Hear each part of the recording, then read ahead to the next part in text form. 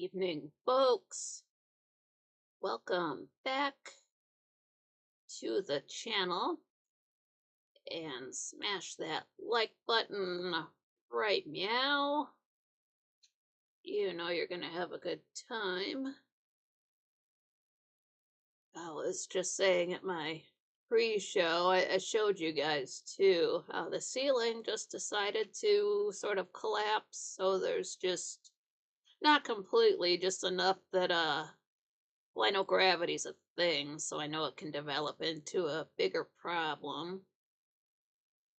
And it just got ceiling bits and dust and particles all over everything, including my tea with honey in it. So if my voice gets kind of crunchy, I've got my energy drink too. Oh, I gotta unplug it's on the charger still.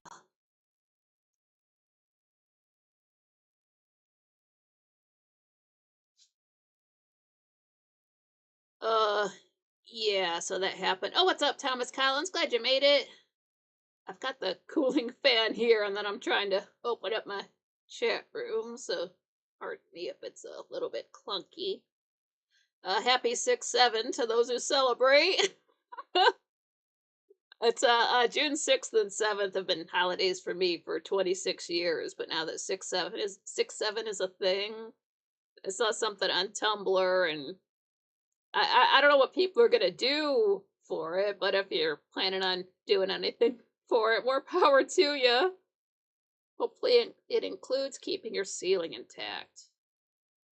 Because I had everything set up on this side of the room, and then it's just the second back part of the room there that's where the ceiling is leaning down on. But it just managed to get bits and pieces all over everything. And yeah, so that sucks. My last episode got cut off. The Wi-Fi got thin, and then it muted me for 30 seconds, and then it cut off. Oh, pardon me, just a sec here. There we go. I'm not supposed to see that. But rather than having to do the whole episode over again, I won't really have to, since it's sort of really cut off where one scene ended and another scene began. Oh, what's up, Dandy? Glad you made it. And when to go to? Glad you made it in. Get comfy. So I can really just sort of pick up at the end of episode 239 and then continue on. I think I really did the episode justice so far. And it is the episode that got me hooked, so I'm glad I don't have to redo it. I don't think I can do it again that good or that well. So that's I'm glad it turned out the way it did. I'm glad if it did have to cut me off, I'm glad it was there, not another place. Um Sorry, I'm messing with the camera a bit. I did watch my pre-show if you want to see the ceiling. So if you hear like a crack and a crash and everything comes crumbling down in the background, as long as the Wi-Fi's still going, I'm still gonna make an effort to continue the show.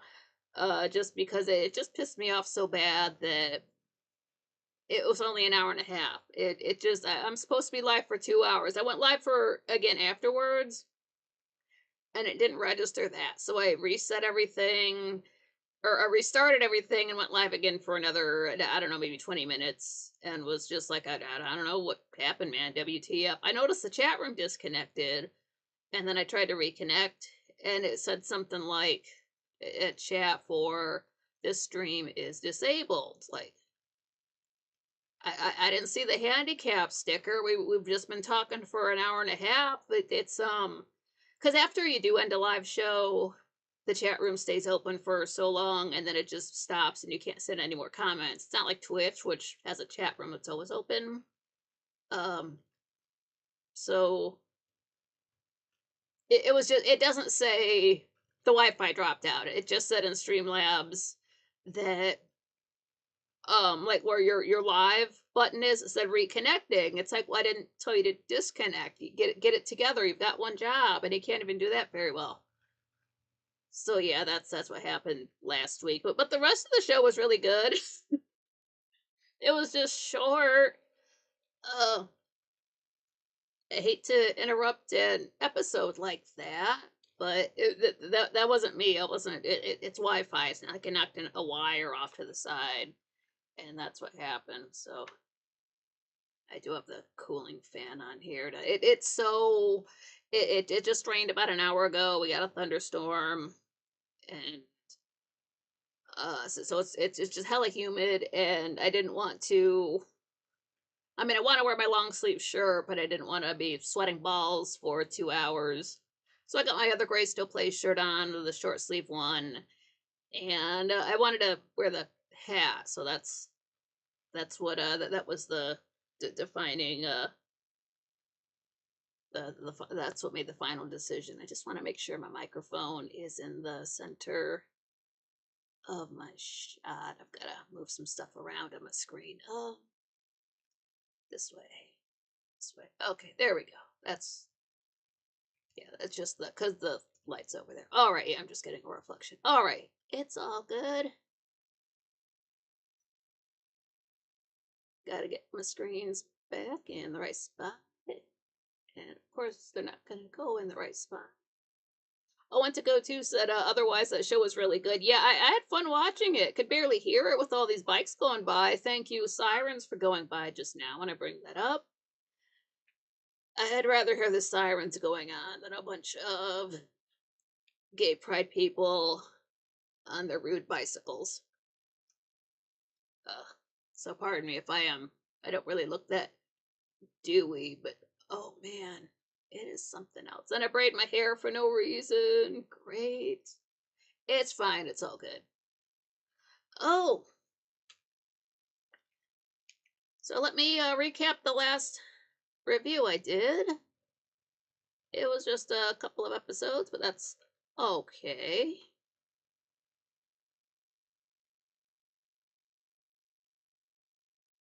I always go, I'm still going to subscriptions looking for my own Auntie, what's up? Glad you made it. Says hello, Nikki in chat. It was good to see in the chat room at the other show we go to as well. I know you can't make it to all of the shows. All right. So, yeah, to recap my last review. Victoria and Carolyn got to see Josette's room, and it's all fixed up.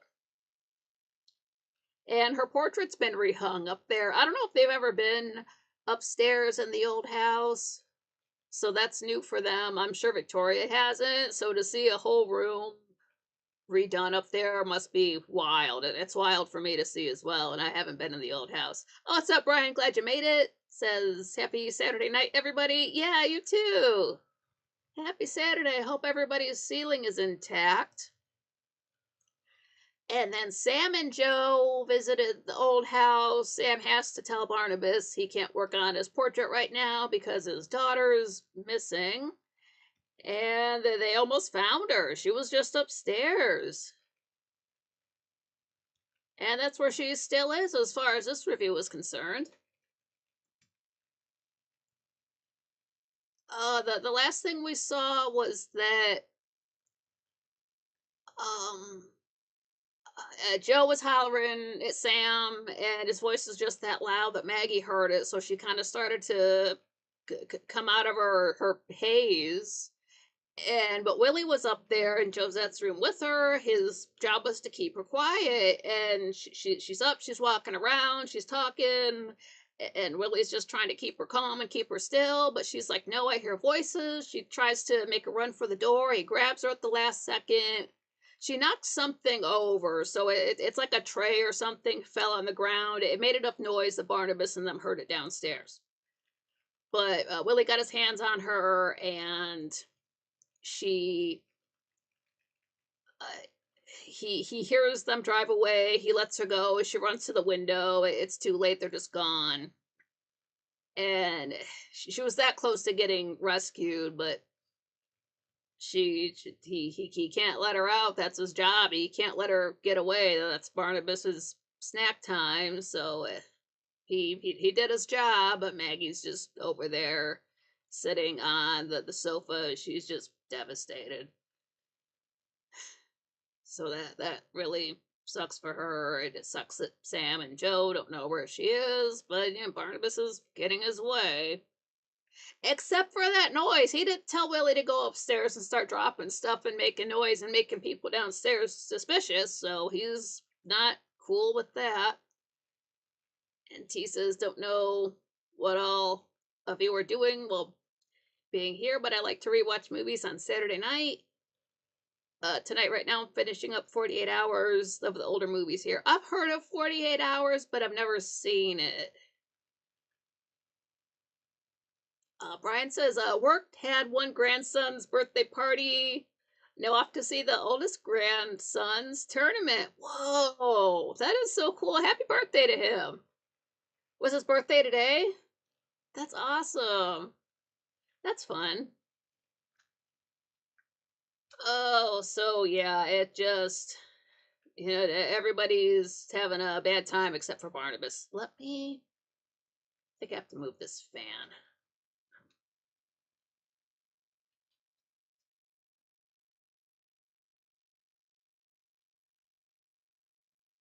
Ugh. Yeah, there we go. I don't think you can hear it. I just had to move it. But that's the last thing we saw. Willie kept Maggie from making any more noise than she already did. Sam and Joe left. So Barnabas closed the door and he is now heading upstairs. He has to see what that noise was about. Because saying to watch Maggie does not involve knocking things onto the ground.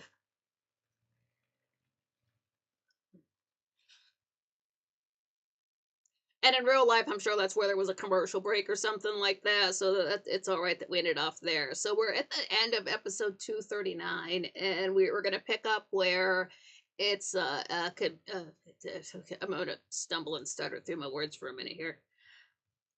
We see because Joe drove Sam to the old house, so now they're driving back. So it's nighttime, of course. They're in the car. It's still day 67. It's nighttime.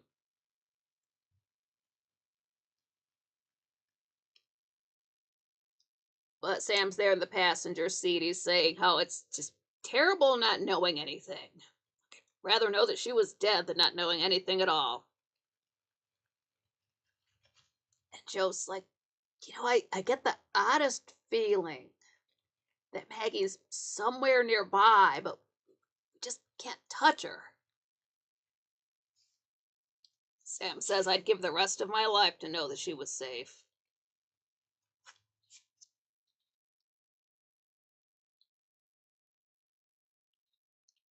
So then we're up in Josette's room, and Maggie's still on the same spot. She's still sitting on the sofa there. I'm sure she's crying. Her head's down. Her hair's kind of covering her face, and she has every reason to be upset.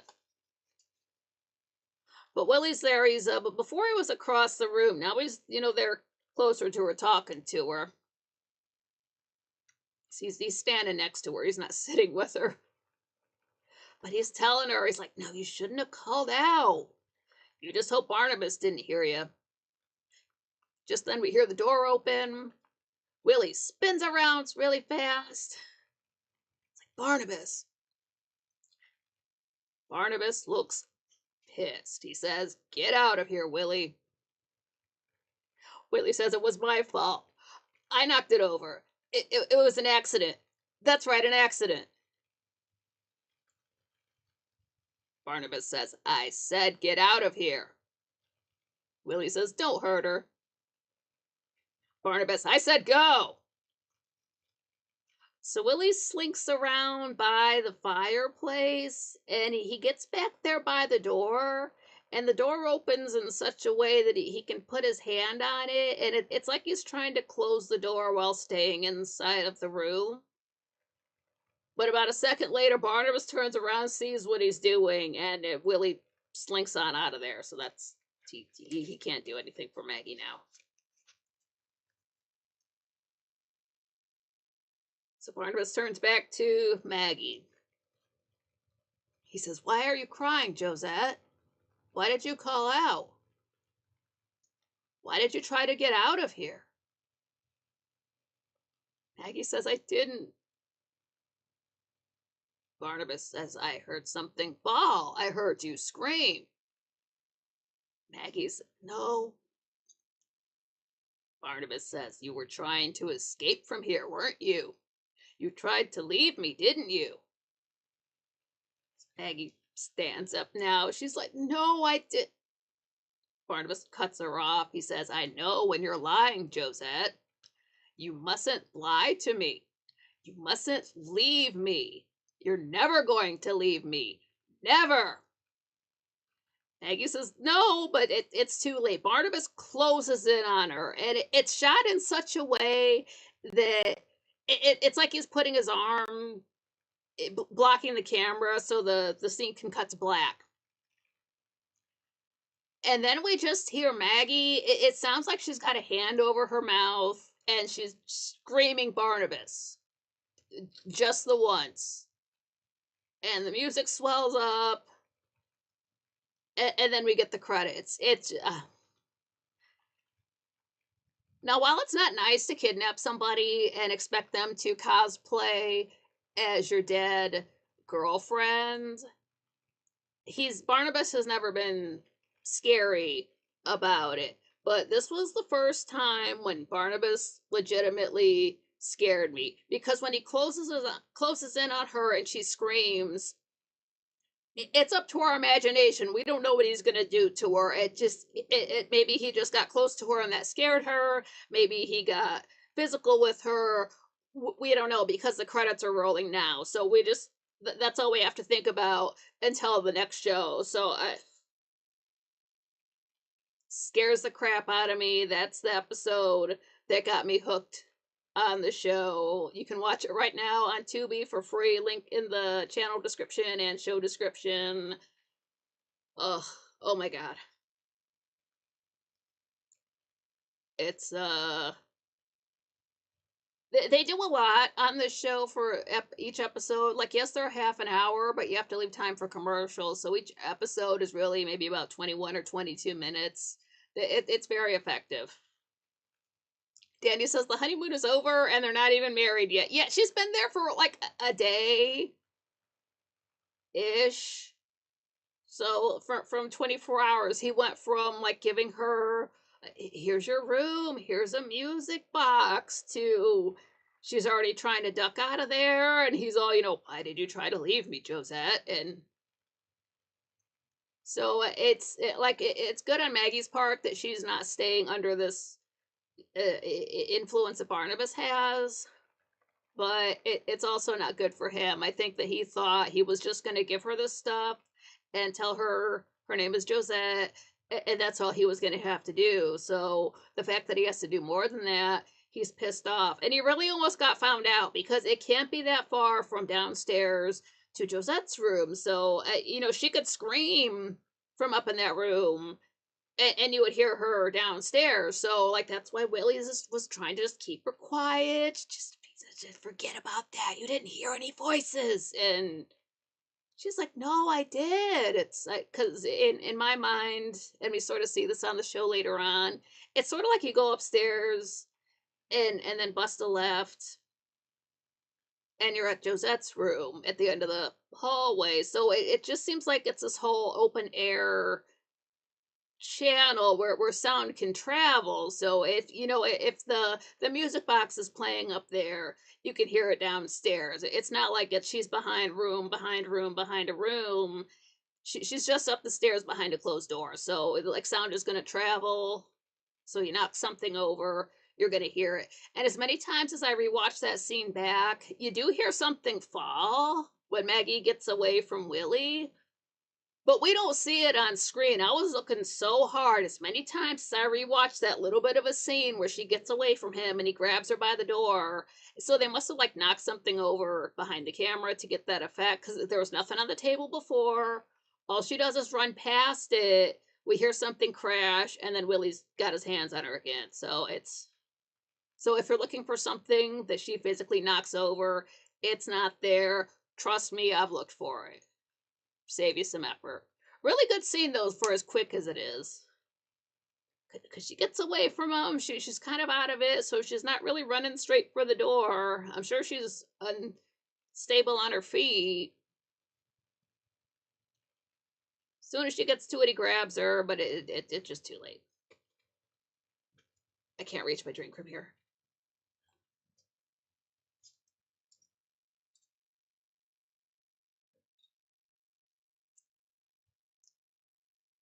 Not sponsored if you saw any logos.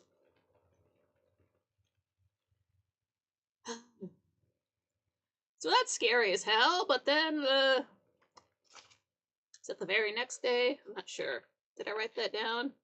Yeah, the very next day, we're on to episode 240. This aired on May 26, 1967. It's the next day. It's more like afternoon time. It's day 68. We are in the living room at Collinwood, and Roger is there. He's got that newspaper that we saw yesterday with Maggie on the front page. So the local girl goes missing, whatever it said, with that really cute picture of Maggie. But he's just looking at that. And T says, can't reach the drink when it's no pants Saturday. Yeah, it's just like, because all of my height is in my legs, and I can't, like, push it over with my foot, and it was just too, I mean, I got my water there, but it wanted the energy drink, so I got it.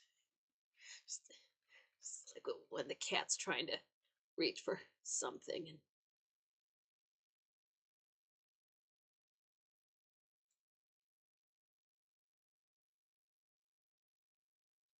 certainly is a day for no pants, as humid as it is. Oh my god, I can see it in my hair.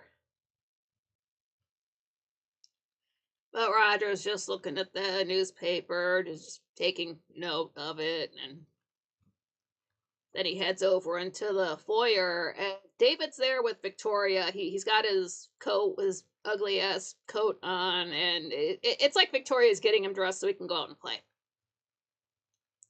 But David sees his dad. He's like, Father, did Victoria tell you she found her? Roger says, what are you talking about?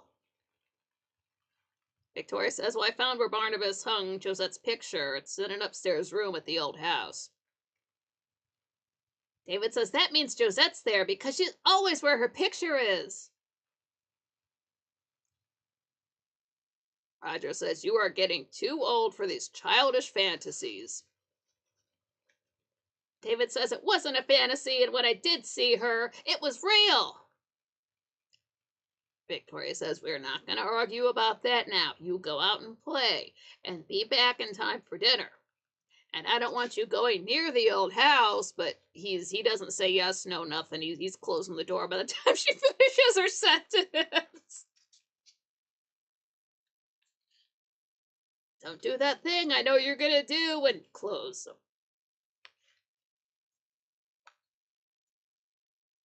Roger says, when David said you found her, I thought he meant Maggie Evans. Victoria says, I don't understand how David can get so excited about finding a picture when a real living person is missing.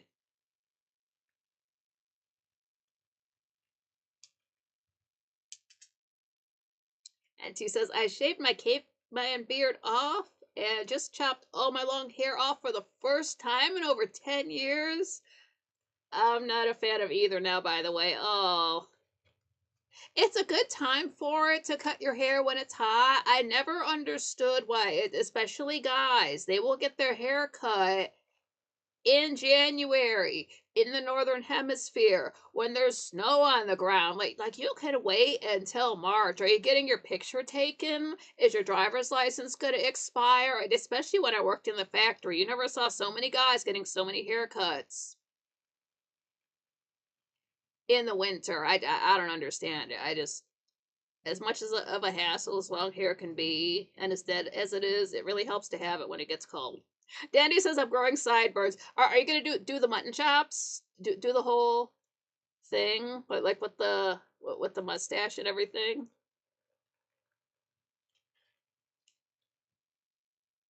Like look like some dude from 150 years ago. Oh, here comes that guy with the mutton chops. I don't know, but he tips well. Just don't stare at him. Don't take his picture. What's wrong with you? Dandy, no, LOL. Oh, I mean, you can try, and then if you don't like it, you can just shave it back into something normal. Just don't do anything. Just don't do like a little soul patch, nothing, or do something like an Amish thing where you just have the beard and all that on your jawline and no mustache. Don't do that. That doesn't that seems like punishment here. NT says, "Oh, speaking of driver's license, I get carded everywhere now." At first, I did not like it, but I'm starting to like it because apparently I look younger than I have in years. That's getting your shaving facial hair. That's why I think young guys try to grow their hair. They try to grow a mustache too soon, and they just look like a pedophile. They're just trying to make themselves look older.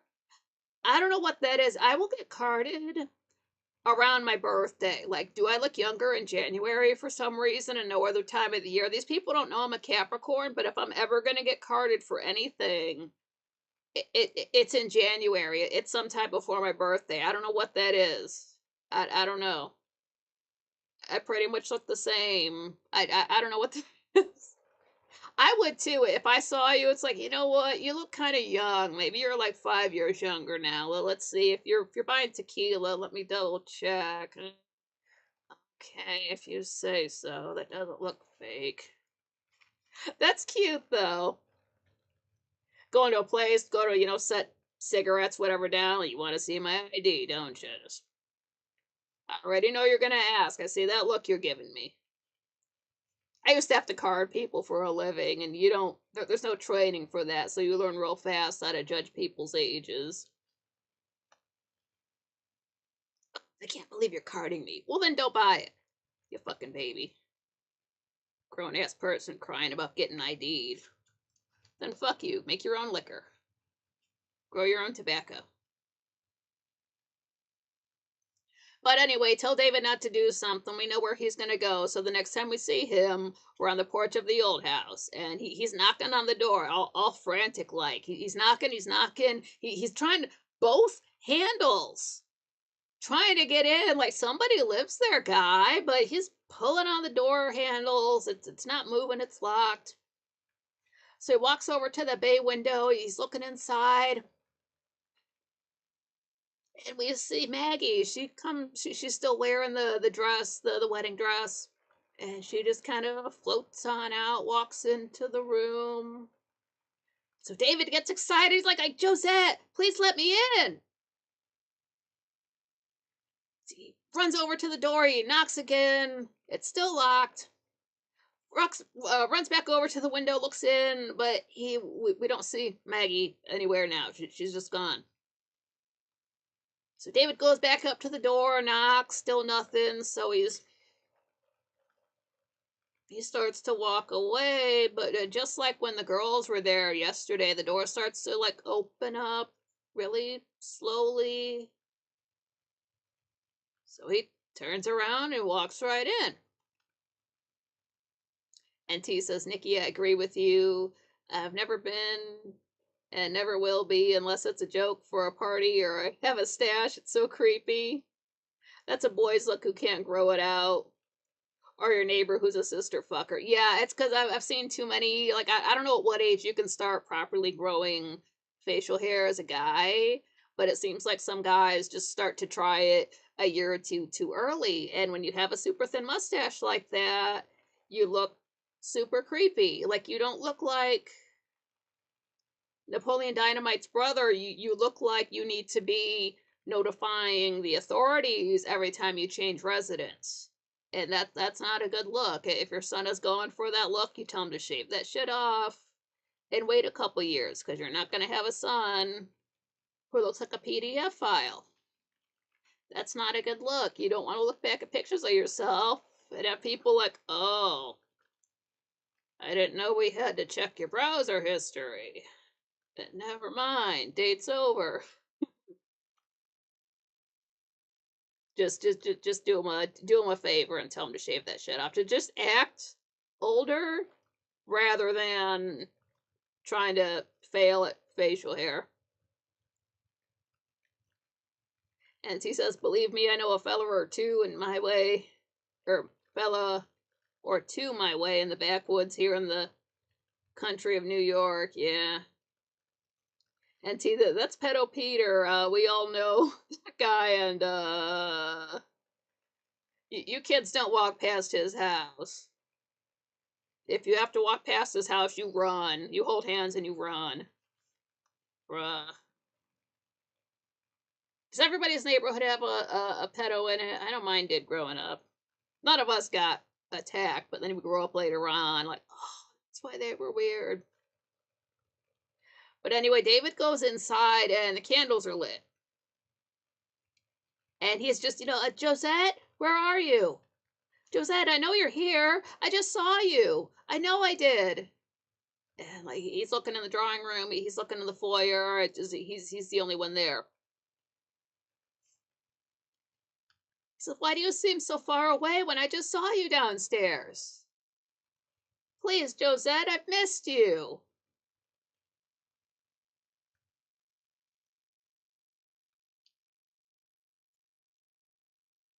So he goes upstairs into Josette's room and he sees her picture up there.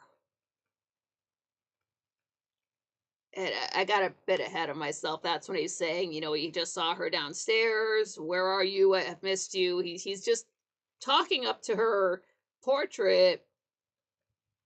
Again, he hasn't seen anybody since he's been in the house, but as he's saying this, we hear the door open up behind him, and Barnabas is standing there. It's like, David, what are you doing here? David's nothing.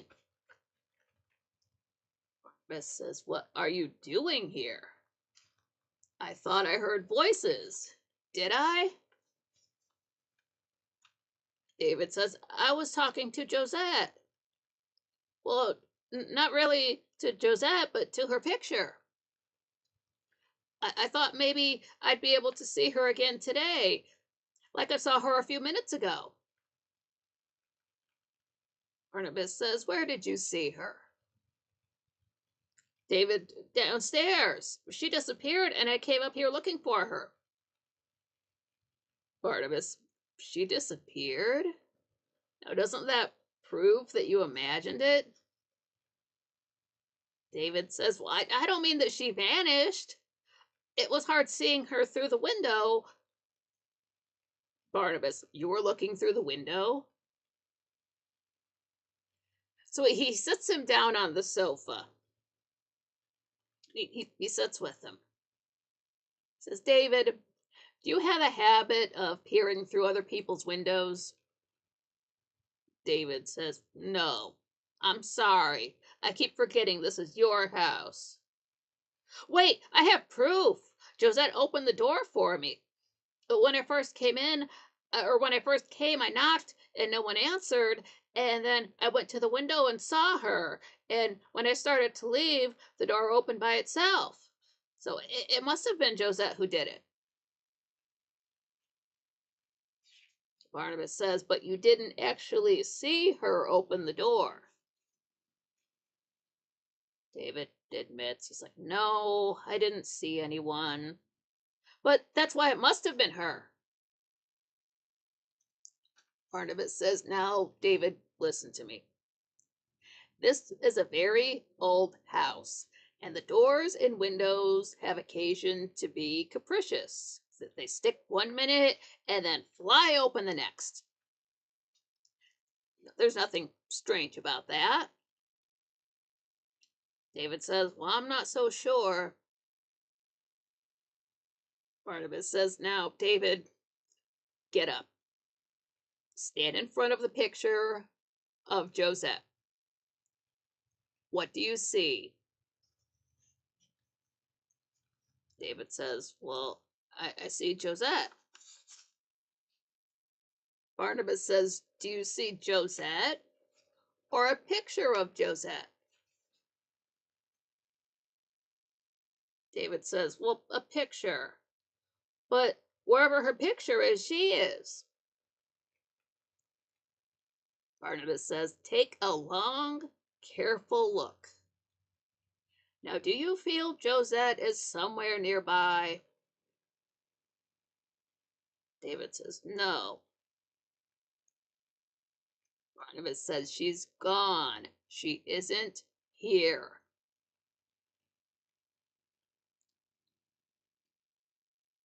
It's so cute because this is the first time we really see Barnabas start to get frustrated with with David. He's so very accommodating, even though people are just walking up in his house all of the time, and he kind of has to be. But it's you're getting on this man's nerves. So now we're in the foyer at Collinwood, and it's like we're right in the middle of Barnabas is told Roger and Victoria what David's been up to, and he's brought it back to the house. So Roger is in no mood for this. Ryder says, David, do you mean to say you were at the old house looking in all of the windows? There's no excuse for behavior like that. Apologize to your cousin and assure him it will never happen again. Barnabas says he doesn't need to do that. I understand him. He was looking for Josette. But I think I finally convinced him that she really isn't there. Haven't I, David? David says, I was so sure that I saw her. Oh, what's up, John Rogers? Glad you made it. And T says, I love how they use language that no one here in our time would understand. I'm so stuck out of time here myself. I enjoy this type of thing. I'm just an old soul, as I have been told. I like that too. I like using words that people don't use anymore, and as easy as I could just like skip over them in the reviews. I don't like to have to do that. Like they use the word that more than you hear nowadays. People just drop it out, and while that's not technically incorrect grammar, sometimes it feels like it's missing when it should be in some words. Like you're not just filling up the word count; it's actually okay to use that.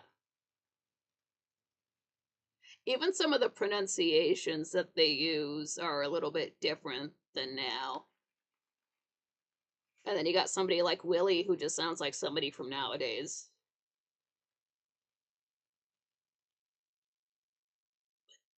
David, you should go to the old house. What did I just tell you? Well, I thought I saw her. It's like, you're supposed to say sorry, I'm not going to do that anymore. But he's still stuck on the fact that he saw her. And I sort of get it because any other time he's seen her, she's just this wispy apparition.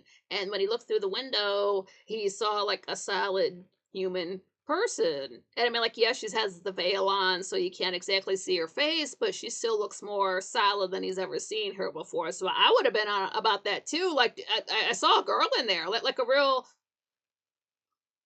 non-see-through girl. Oh yeah, where did she go? So I get it. I get where he's coming from, but now's not the time to be harping on that guy.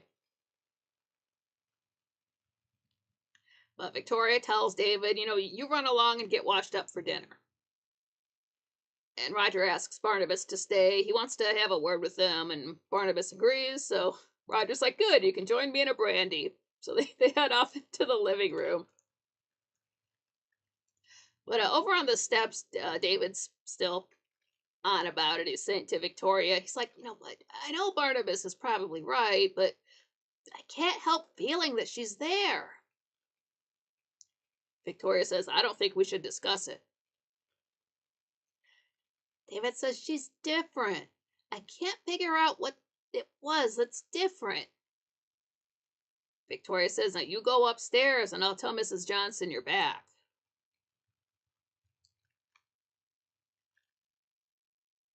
And see, people don't use words now. They shorten everything, which makes them sound dumb, but the room temperature IQ they have just don't realize it is all. It just, like that farther and further thing pisses me off so bad because nobody uses it right anymore. Things are, if something is at a distance, it's farther away. It's not further away. Things are far from you. They're not fur from you. It just, like, everybody gets it wrong. It pisses me off so bad. And I'm not like the best with English, but I know what's right. It just, you hear one person say it wrong and then you start saying it wrong. I sort of get that. But at a certain point, you have to think, I want to be speaking English correctly, because if you don't do it, nobody's going to do it for you. Like, I might screw up and call them golems in Minecraft when they're golems, but it's just because Grace Still Plays called them golems, and I know that's not right. They're not even spelled the same way, and so I'm sorry, but it's not like the farther further thing. Danny said, I wish the word twerp would be a distant memory. Look up the way the, is it gorillas, like female gorillas, try to attract a mate.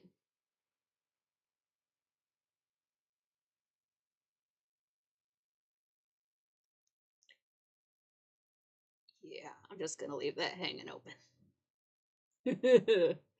You know what I want to say.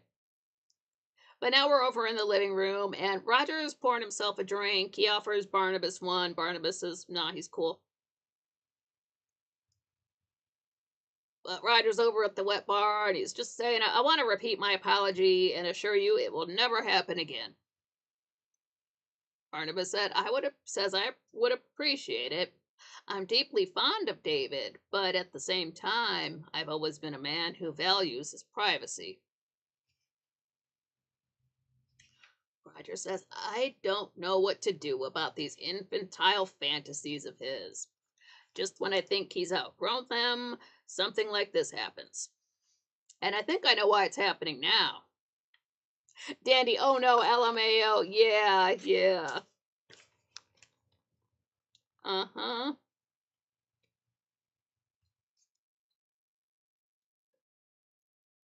Wonder if my coffee got effed up too when half of the ceiling came crashing down. I haven't checked it.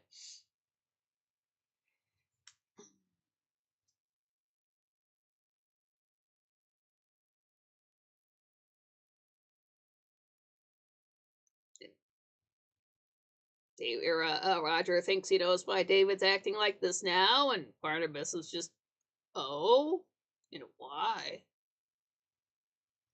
Roger says, well, the family's been upset lately. It's because they haven't found Maggie Evans. It's strange how she disappears, and then David starts looking for Josette's portrait. Two events that aren't related, but they low key are.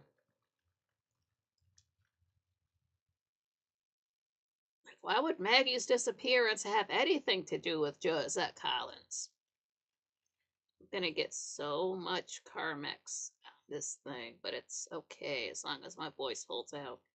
I listened to my last show back, but again, it was motorcycles going by and I had the window by, so I think my voice held up. I think I was close enough to it.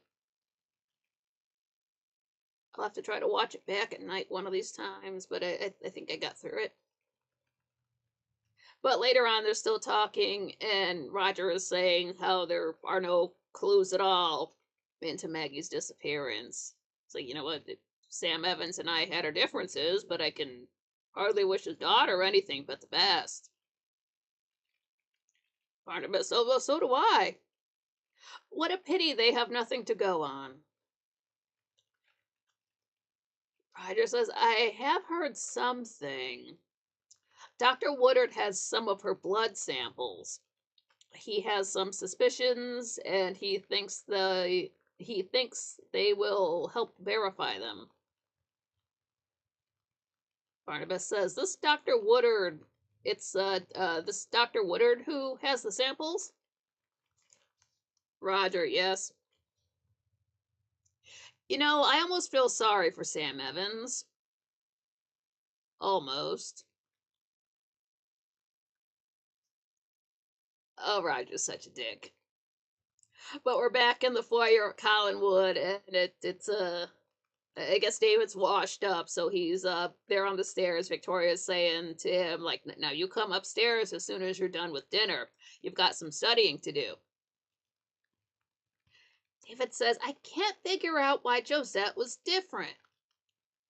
If I knew what it was, then I could forget it. Victoria, maybe some studying will help you forget it. David says, her face was exactly the same. Victoria says, are you trying to make me angry? Stop it. David says, well, maybe next time when I see her. Victoria says, there's not going to be any next time.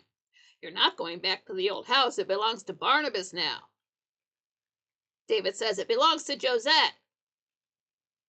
Victoria says, if you keep being disobedient, your father and I are going to have to be very strict with you. Is that what you want? David says, no, but Victoria, but nothing. You go have dinner, and then you come right back up here. David says, okay. Don't worry, I'll be here. So Victoria goes upstairs through the door. David heads towards the kitchen. He goes through the door, and about a second later, he pops back out. So he walks out. He goes over by the living room doors that are, they're closed. Barnabas and Roger, and they're talking. So he listens for a second. Then he heads over to the door, grabs his coat, and leaves.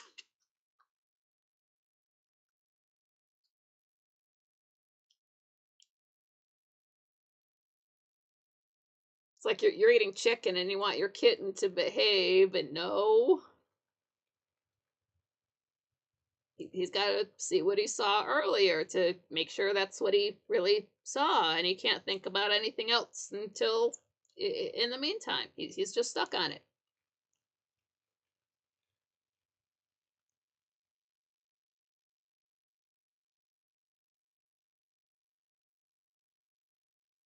So now we're in the living room, and Victoria's there. It's like that's later on. Barnabas is left, so Victoria's and they're talking to Roger. She says, Mrs. Johnson said he didn't even show up for dinner.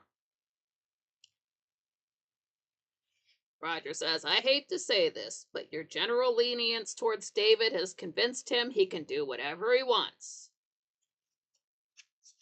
Victoria says, can we talk about this another time? I should go look for him. Roger says, and I'm sure you know exactly where to find him. Victoria, I'm sure he's at the old house. Roger, see what I mean? It hasn't been 30 minutes since I forbade him to go there. And one other thing. I know you're upset about Maggie Evans, but could you conceal your anxiety a little bit more? David's regressing to seeing Josette because of the mood in this house. Victoria says, I'm supposed to pretend I'm not worried about Maggie. You want everyone to forget about her? I'm so frightened, I can't even think straight. Victoria kind of breaks down a little bit. We really do get the sense now that she's been holding it together, and it's just been that hard for her, so she's kind of crumbling a little bit here. And Roger was being rather stern with her, but now he backs off. He realizes she's going through it, so Roger says, I'm sorry, I apologize. So Victoria says she's going to go to the old house, and Roger's like, well, I'll go with you. As they're walking out, we see the clock in the foyer. It's 8:15 p.m. So then we are at the old house in the foyer. The doors are unlocked. But David walks into the drawing room. Josette, looking around, he doesn't see her. Then he turns around and looks at the stairs. And there's Maggie coming down the stairs, a wedding dress on, veils all the way down, music box is playing. And then we see Josette's room for the credits. I know I saw her.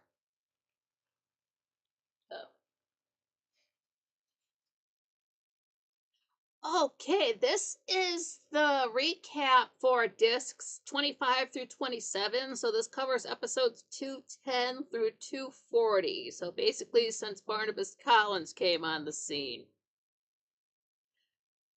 Uh, so there's a lot going on. It's this show went from, it seemed to be like we're just following one set of issues at a time. Now it's starting to seem like we're getting like for again, for a half an hour show, it's like we're spending half of the time on old house stuff, and the other half of the time we're spending on stuff at Collinwood.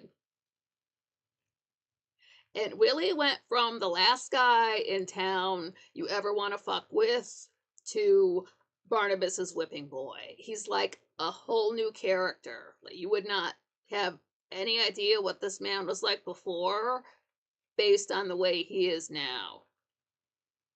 And it kind of makes sense considering what Barnabas did to him and then what Willie, tried to do to himself. Plus, if that's not bad enough, he was having to go out and find animals for Barnabas to kill every single night. So he's got a conscience. I don't know if he did before, but he does now. So that's been every single day for him since Barnabas showed up. And everybody notices the change in Willie, but Liz doesn't buy it, not for a second. She's the only one who's like, "Yeah, well, it's temporary. He's gonna go back to his old self. I think he's faking." She does not buy it. She's probably seen some shit. And again, Willie just being so different. He didn't care about anyone before. It didn't even seem like he really cared about Jason. And now he's worried about everybody all the time. Anybody comes to the old house, he's worried. He doesn't want anybody talking to Barnabas. He's just so edgy and agitated. You can like watch this man. He's always breathing heavy. He's stumbling over his words. He's stuttering. He's got his head, like, rather than like walking around with his head held high, like eyes are downcast, head's looking down. Barnabas is talking to him, and he just goes and does it. So he got that $500 from Jason. How much does Barnabas pay him? Is it like a salary? Is it a monthly salary? Did he just pay him all up front? Did Willie have to explain inflation to him? Like, well, $5 a month isn't going to cut it, Barnabas. I don't know what money was like when you were growing up, but stuff's a bit more expensive now. Because he has to give him something. It's not like Barnabas is just paying for Willie to pick up fabrics and things for him. Like the man's got to eat. Like, no, he doesn't have to pay rent, but he's got to put gas in his car to go pick this stuff up. So I'm sure he pays him something. It's not like he has a check stub or anything for it, but he must be getting something to do all that.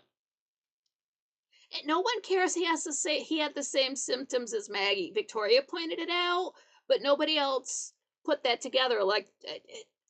Did Jason find out Maggie's symptoms to be like, oh, that's the same as Willie? No, like, nobody's put that together. And I would hate to think Dr. Woodard's the best doctor in town because he hasn't even put that together either. But Jason just seems to piss off everybody. Nobody wants to deal with him. Not Liz, Carolyn, Victoria, not even Barnabas. And he's new in town, and he doesn't even like the dude. Like, Willie's even told him he doesn't want to see him at the house anymore. Nobody likes this dude. Fun to watch, but nobody likes his character. And then poor Liz, she went from being into a coma to basically the same day she has to deal with his ass. And on top of that, everyone is asking her about him. Like, she just woke up, here's some guy she hates, and she's getting questioned about him by everybody. Probably only Barnabas has not asked her about him. Now, one there's a couple reasons to watch the beginning. One of them is to just know what everybody was like before episode 210. But another reason to watch the beginning is to avoid any spoilers if you do go online looking for information about Dark Shadows. Because when you do go online, one of the first things you're going to see is shipping. And if you don't know what shipping is, that's when people, like fans, want to put two characters together in a relationship who are not in a relationship on the show for whatever reason. Maybe it wouldn't work out. Maybe it's just silly. But they're very serious about their ships. I know I am. But one of the first ships you are gonna see in the Dark Shadows verse is people shipping Roger with Victoria.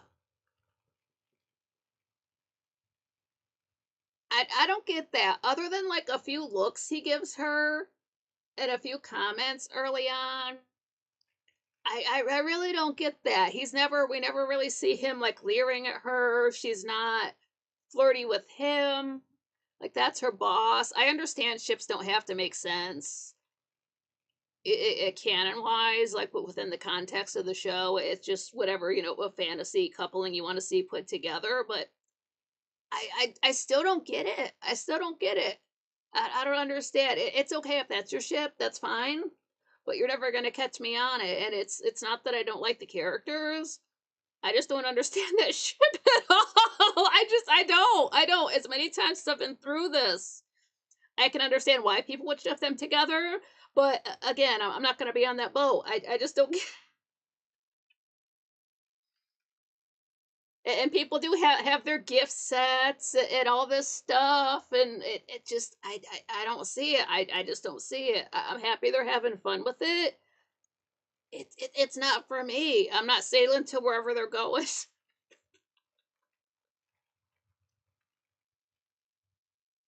Not in any kind of universe can I see those two characters getting together. But I have fun with it. Again, it could be it's not even a crack ship, like a ship just done for funsies. Like people are dead serious. They really do ship them.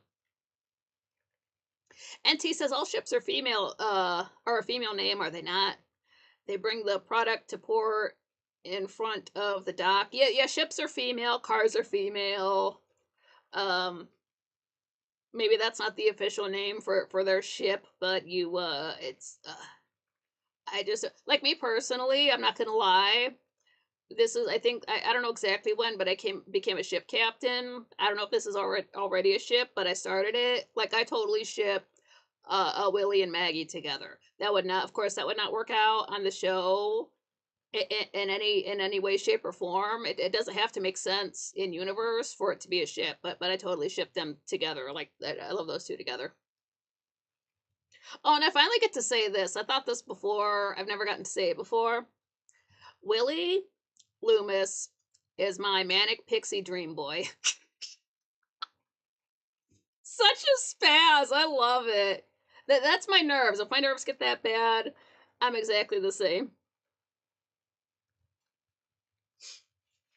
And John Carlin is hot AF if you haven't noticed. There's an episode coming up here that I was very distracted by because we get to see him from the back. Oh my god, it was so hard to concentrate. But yeah, ships are female. If you have a car, you have to give it a female name. Yeah, any of those vehicles, those are girls. I cannot believe that Carolyn really told Joe that she loves Burke. I did not beat around the bush at all. Like, yes, we were together, but I was totally in love with this other guy. Still am, even though, like, she ships herself with Burke, even though that would never happen in real life on the show. He was just playing her. She doesn't care. She still loves the guy. Like, that's like in universe shipping. She really did say that to his face. I mean, like, good for you for admitting it, but damn, that's harsh to Joe. He might be a little bit bland, but he's not a bad guy. I can't believe she said that. So Barnabas, he is so polite and proper and strict and reserved, but he always seems like he's got like these plans churning around in the back of his head. Like as polite as he's ever being, you always get the feeling this man has ulterior motives. Like if you've ever met somebody like that or spoken to somebody like that, you can just feel them thinking about something else. Like that's how he comes off. I do like Barnabas. Of course, everybody does. You know, what's not to like? And it's not just that he's so, proper and just carries himself well and dresses well and all this stuff, but I do like him, but the thing that I don't like about him is that he's mean to my two favorite characters. He's mean to Ellie, he's mean to Maggie, and he is just nice to everybody else or neutral with them. Like he doesn't like Jason, but he's not mean to him. So he saves it for certain people. I mean, even Maggie, everybody liked Barnabas, maybe except for Willie. Maggie liked him too, but she was always nervous, just uneasy around him. At the beginning, like when they first meet, when they go to the old house, it's, dreams and all that aside that she was having. Like whenever she's around him, she was just on edge in a way that we've never seen her act before. And if it was any other girl he chose, I don't think I would care as much. It's not that I don't like Vicky or Carolyn or Liz or Mrs. Johnson, anything like that. But it just if it would have been, I don't think I would care so much about what he's doing with a girl if it was anybody else. So he chose the right one for me to get upset about. He went after my girlfriend. And poor Maggie, now she's just walking around in a daze in the old house. She's wearing nice clothes. I don't know if she's really getting fed, but she's just floating around. Probably doesn't know what day it is. Doesn't really. Maybe she doesn't even know where she is. I don't know if she could recognize the drawing room. And then poor Sam, he went from worrying about a crime 10 years ago to worrying about Maggie. And I love them together. Watch their scene. They care so much about each other. It breaks your heart. It really does. Like the closest I've been to crying so far is when she's sick and he's worried about her. They've got such a sweet relationship. That honestly, like every time I go through that brings tears to my eyes. I didn't like to see Willie's face all bruised up. That was scary as hell. It's scary to think we've never seen Barnabas be violent before, and he's beating Willie in the face, and now he's attacking Maggie. She's okay, but what did he do to her? What happened that night? He's not going to hit her with his cane. We don't know. We just don't know. It's not like she's going to talk about it later on. Maybe she forgot it even happened. Things really are dark. Really put in the dark and dark shadows. And this went from a show that I really like to a show that I love. And I do think we've seen Willie in the least amount of clothing. He wasn't wearing shoes. He was just wearing a t-shirt.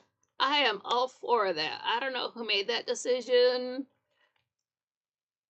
but a great choice to put him in fewer clothes. If you want to study acting but you don't want to read books, watch John Carlin. That's it. Like watch his hands, watch what he does. This guy knows his shit. A lot of these folks were stage actors, not all of them. Where's Jason? I know the last time we saw him, it was just outside, and there was like howling and snarling sounds, and it's nighttime, and he was scared. Where is he? I don't know. I wouldn't be mad if he was never around again and not bothering Liz. but he could be anywhere. And the show's getting funny. It's had some one-liners before, but especially when it started in episode 238, we're really getting some funny lines. That's going to happen through the whole series every once in a while. And it's just, I don't know if it's exactly written that way, but a lot of times it's just the actor's delivery. Oh my God. Like, was it that funny in rehearsal? It's not played for laughs, so it's even funnier. Oh, well, he'll do till somebody worse comes along. All right, now we're on to episode 241. This aired on May 29th, 1967. We're on disc 28.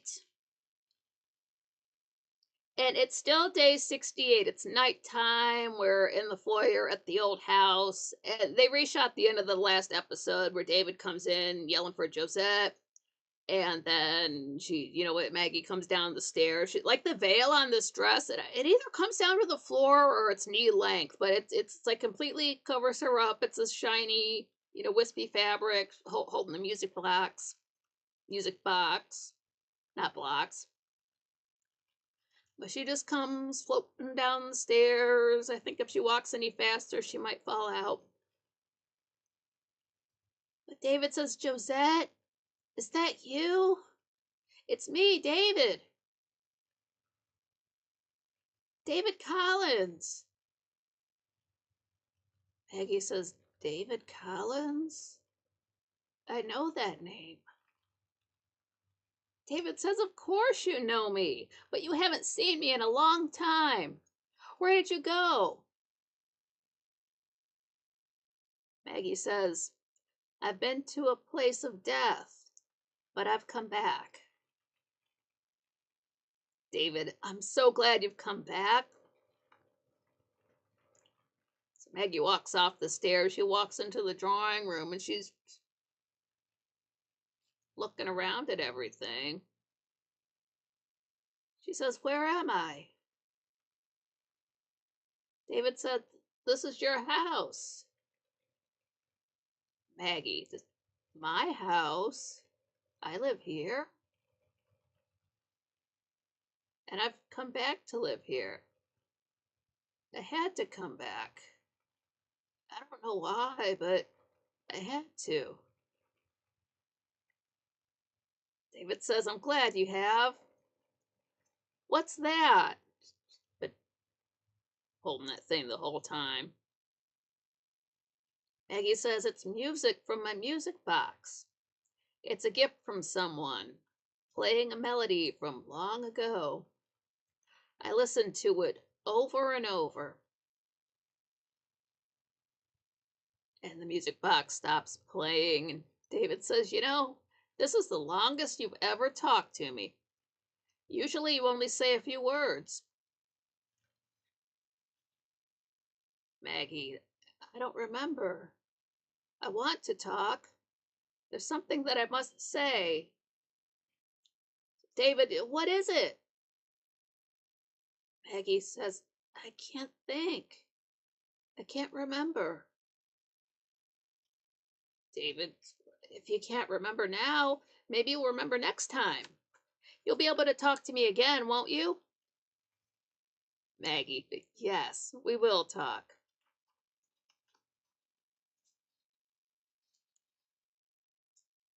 David says, I used to stand here and stare up at the picture of you.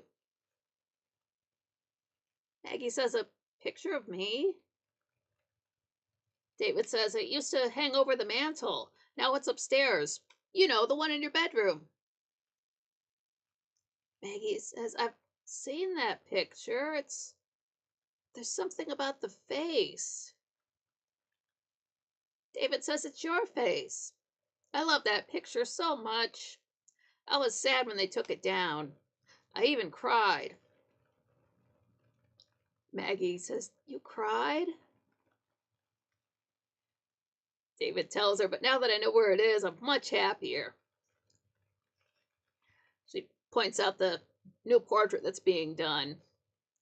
He says, that's the portrait that will hang in its place. It's being painted by Mr. Evans. Maggie says, Evans. I know that name. Evans. David says, that's Barnabas Collins. He's my cousin. He lives here now. Maggie's now she's getting nervous. She's Barnabas? Barnabas Collins? No. David says, what's the matter? You look frightened. Maggie's Barnabas. Barnabas? And she starts backing up into the drawing room. That name freaks her out. Just then there's a knock at the door. And we can hear through the door. It's, Roger, Victoria, David, are you in there? Open this door.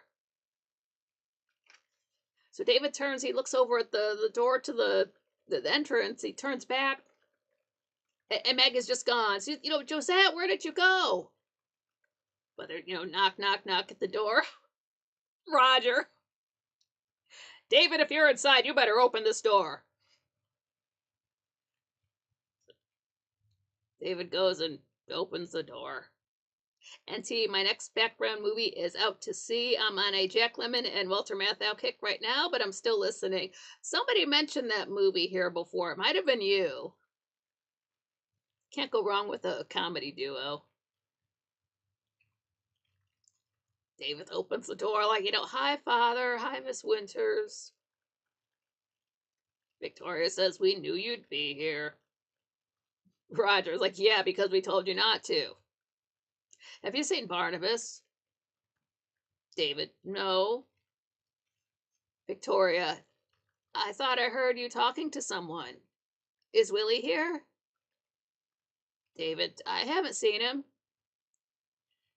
Roger, I know why you came here. You were looking for Josette. I know that's your main interest with this house. All right, have you seen her? David, no. Victoria seems to... It's like she notices a scent in the air. She's just... like, David, are you sure Josette wasn't in this room? David says, well, wouldn't I tell you if she had been? No, but Victoria's like, well, I suppose you would. That's when we see Barnabas come walking in, and he does not look happy to see all these people just stood around in his house. Closes the door. Everybody notices. Roger's like, oh, I'm afraid your house is full of uninvited guests. Barnabas comes in. He's like, so I see. David, so we meet again for the second time tonight. Your fondness for this house is insatiable. Roger says, I intend to keep his fondness in better control. Barnabas says to David, had you come to visit me? Or had you come to find someone else? David's really not trying to answer right away, so Victoria says, the truth, David. David says, well, I wanted to see Josette again. Barnabas, and did you see her? David, no. Roger says, I'm sorry, it won't happen again. Notices the portrait of Barnabas there. Oh, your picture's coming along. How remarkably like the picture of the other Barnabas Collins it is. Barnabas, yes, remarkably. Don't you think so, David? So David he's sort of saying it to himself, just Barnabas Collins. Barnabas says, why do you say my name in such a curious fashion? David's like, oh, no reason. I want to go home now. Finally. So, everybody says goodnight. So Barnabas hangs up his cane and his coat, and he's got a little coat rack there by the door, and he heads upstairs.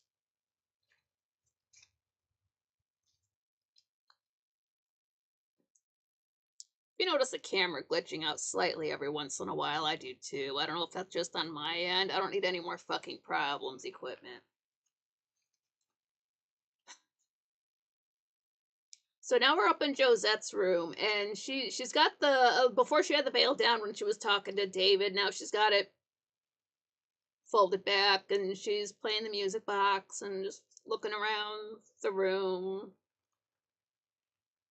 And she goes over to the armoire. She sets it down, and we get a really tight shot on the music box. This is really just um a bedazzled glass with a lid on it. It's not like an actual music box. Whenever they're playing the music, it's off, behind the camera somewhere. So it's, when Barnabas first picked it up and what was fake and winding it up, great move. But when we ever get close to it, we can just tell it's just like a glass. It's been like bedazzled on the bottom with this like probably gold lid on top, but it's cute and everything, but if you're really thinking, is it really a music box? Like, no, it's a cup with a lid, but it's pretty.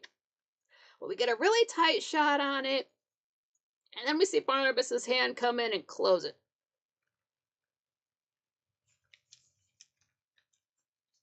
Barnabas says, Josette, there were people in the house. Did you see them? Maggie says, I don't remember. Barnabas says, are you sure? Maggie's looking at the music box still. She says, music. Barnabas puts his hand on it again. He says, I want you to remember this. No one is to see you. Do you understand that? She repeats back that no one is to see me. Barnabas says, if anyone comes to the house, you're to stay up here. Maggie says, stay here. Why can't they see me? Barnabas, they wouldn't understand that you are Josette Collins. Maggie says, they wouldn't understand. Why? Barnabas tells her, because you resemble someone else. They might call you by that other name. Maggie says, what other name? Barnabas says, they might call you Maggie Evans. Maggie says, Evans.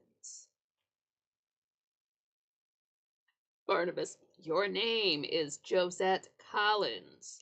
You have always been Josette Collins, no matter what anyone says. Maggie is very good at repeating back the last thing she heard. She says, I have always been Josette Collins. No one else. I am Josette. So Barnabas opens up the lid of the music box to start playing, and Maggie lifts it up to her ear. She must really like that song. It's a cute little music box song. It's not irritating or anything. So now we're downstairs, and we're on the porch to the old house. The sheriff is there, knocking on the door. Barnabas answers. The sheriff just wants to talk, so Barnabas lets him in. Because remember, he was already there talking to Willie, wanting to know where he was when Maggie went missing, and the only person who could vouch for him is Barnabas. So that's why the sheriff came back. So they go into the drawing room, they sit down, and Barnabas asks how the search is going. Have you been able to find any trace of her? Sheriff says, no, we haven't had a break in the case yet. Barnabas says, you came here to talk about Willie, I presume. Sheriff asks, is he here? Barnabas, no, I sent Tim on an errand to Bangor. Sheriff says, you know what kind of man he is. Barnabas says, well, if you're referring to the acts he committed before he came into my employ, then yes, I do know that. I know everything about him. Danny, yeah, Barnabas needs a robot, Josette. He could program her better. Yeah, a Buffy bot from Buffy the Vampire Slayer. That's legit what he needs. I would have never put that together, but yeah, he just needs to live another couple of decades, and then go to Japan and have one built. Or find some nerdy kid out in California to build it for him. But yeah, that's really what he needs. Something that doesn't have free will, like a Roomba, so it doesn't, program it to not go down the stairs. I don't know if you can program a Roomba like that, but like, you are Josette Collins, and then it just slides over and starts sweeping up. But probably not. I get the feeling that Josette didn't do any. She probably had like servants doing stuff for her. A Josette bot. But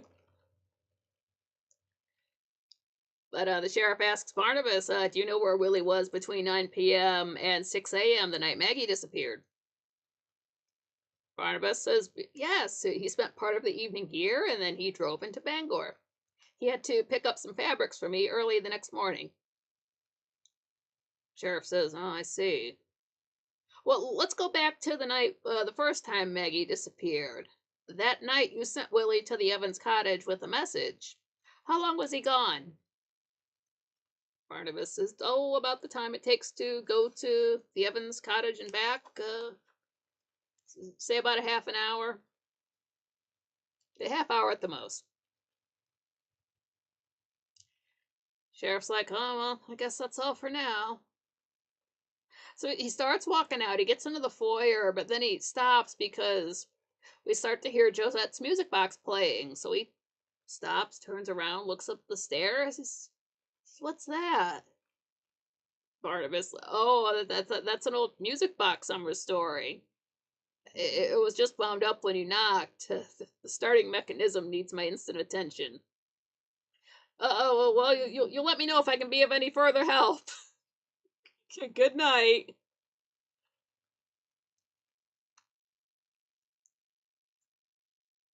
Everybody likes the music box, though. David liked it, the sheriff liked it, so it's a pretty little tune. So now we're in the living room, and that Josette bot thing still has me laughing. Oh man, you have to watch Buffy the Vampire Slayer. It's not just because it's vampires as well. It's just a really good show. But we're in the living room, and Roger is pouring himself a drink, and Victoria's there, David's there. Roger's saying, "I cannot have that happen again. You deliberately disobeyed me." David says, "I'm sorry. It won't happen again. Honest." So Roger looks at Victoria. He tells her to have David write the word honest and its definition 50 times tomorrow. So Victoria's like, all right, David, come on, go to bed. So they both leave. They both head over to the stairs. But then Victoria stops him. She's like, I want you to tell me the truth. I want you to tell me what you really saw at the old house tonight. David says nothing. Victoria's like, come on, you can fool your dad, but you can't fool me. Did you see Josette? David says no. Victoria tells him that room smelled of jasmine. I want the truth. David says, I did, and it was great. She was different this time. We talked a lot about how she'd gone away and she'd come back and see me again. Victoria says, do you mean you had a conversation with her? David's like, yep. And she couldn't remember something. She had a music box. And she even cried when I asked her. Then she cried even more, and then she disappeared. Victoria says, well, I don't understand this at all. Well, just then there's a knock at the door, so she sends David up to bed. She heads over to the door. Dandy says, I think the music plays Cotton Eye Joe. It's a slower song than that. It must be original to the show. I've never heard it anywhere else. Must be a copyrighted tune. But Victoria answers the door. It's the sheriff there. Just, Roger walks out from the living room. So it's, what can we help you with tonight? And he's like, oh, I was on the property. I thought I'd let you know what's going on with the search. You don't have to inform them about the search. That's not like Maggie's dad is not there. Why are you just telling these random people about what's going on with the idea? I don't know if that would be information he would give to the public, but okay, he's just telling these people information. The cops do seem to keep the Collins family in the loop about things that are generally none of their business. It just seems to be the way they do things in that town.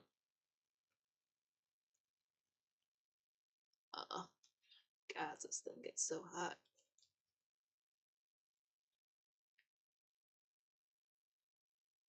But he lets them know that there's not enough evidence to go on, so he's going to have to cut back on the number of men on the case looking for Maggie, and so will the state and county cops. It says, I haven't found a thing, and I just had to give up on my best suspect. Roger says, Willie Loomis. Sheriff says, yes. And Barnabas accounted for his whereabouts, and unless there's some evidence that contradicts what he said, there's nothing I can do.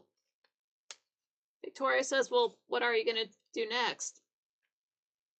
Sheriff says if she doesn't turn up, then we'll have to call off the search. It's possible that Maggie Evans is dead. So the very next thing we see is we're in the old house foyer, and Maggie is walking down the stairs. But she's walking down the steps really slowly. She's got the music box playing. She's like, little boy, where are you? I need you.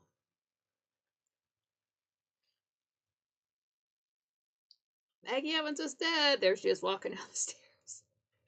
It's not meant to be funny, but if you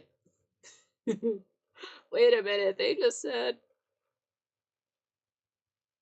So now we're on episode 242. This aired on May 30th, 1967. It is day 69. Nice. And in the intro, it's Victoria mentioning how the sun was blood red at dawn. I wonder if that means there's going to be a storm at night. As the old saying goes, but apparently the sun was blood red. I personally can't see the sun. It comes up over there. I'd have to go out the door to see that. I can see the sunset now, though, because my windows face west. Whenever the show comes on, I get the sun right at the windows. But it's daytime. We're in Dr. Woodard's office. He's looking through a microscope. And his phone, it's like his secretary is, buzzing him. So he's like, yeah, send him in. Just hangs up.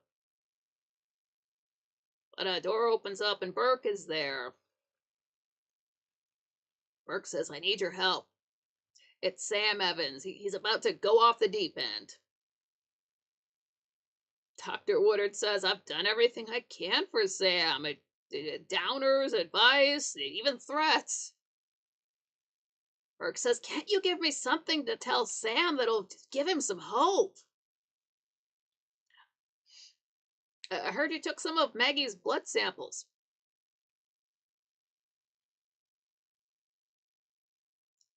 And T says, see, that's my type of woman. I'm always the younger boy. It's cute. Little boy. I'm 35. Where are you, little boy?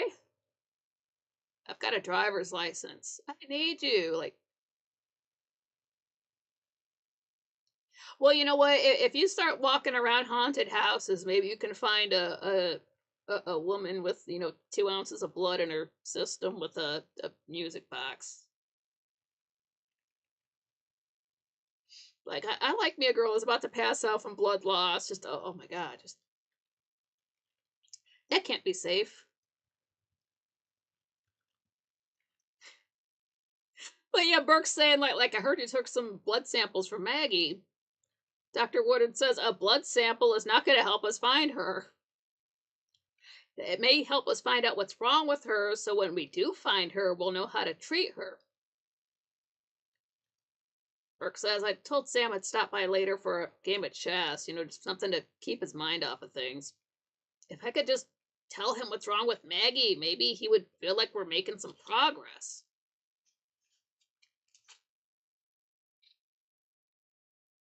This guy needs some good news, damn it. Dr. Woodard says, I hope I am. I made slides of her blood, and I'm going to have a Hoffman, one of the best men in the field, come to examine them. I don't understand what I see in those slides. Maggie's red and white corpuscles, they're PvPing. They're fighting each other, just battling it out. And there's something else going on that just baffles me. It's kind of doesn't make sense to Burke. He's no doctor, but that's when the doctor, he's like, look, I'm a doctor. I think of myself as a rational man. Burke says, and you think you found something irrational? Doctor says, no, it's probably something I'm not familiar with. Just Hoffman will clear it up. There's no such thing as a mystery in science. It's just ignorance. So look, you come by before you go to see Sam Evans tonight, and I might be able to give you a partial answer by then. Burke says, suppose what you're seeing is so extraordinary that mysterious is the only word that describes it. Shouldn't that be the word you use? Doctor says, not yet. Might be other words for it. Frightening, even terrifying. Closest, impossible. I haven't seen blood slides in a while, but I don't know what this man is seeing, but it's scaring the crap out of him. And T, so that's where I have been going wrong my whole life. I had no idea until now. Yeah, don't go to those lots where they're building new houses. Go to the old houses where everything's all. Oh, look for no trespassing signs. Maybe follow around some of the urban explorers, and that's where you're gonna find some chicks. Dandy says I have to run for the night. Thanks, Nikki. Chat. Till next time. Yeah, thanks for showing up. Smash that like button on the way out. It helps out the channel.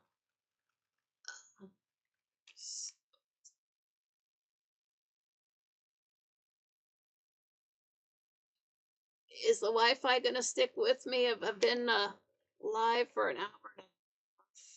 Yeah, so far it's still there. Cool. Okay.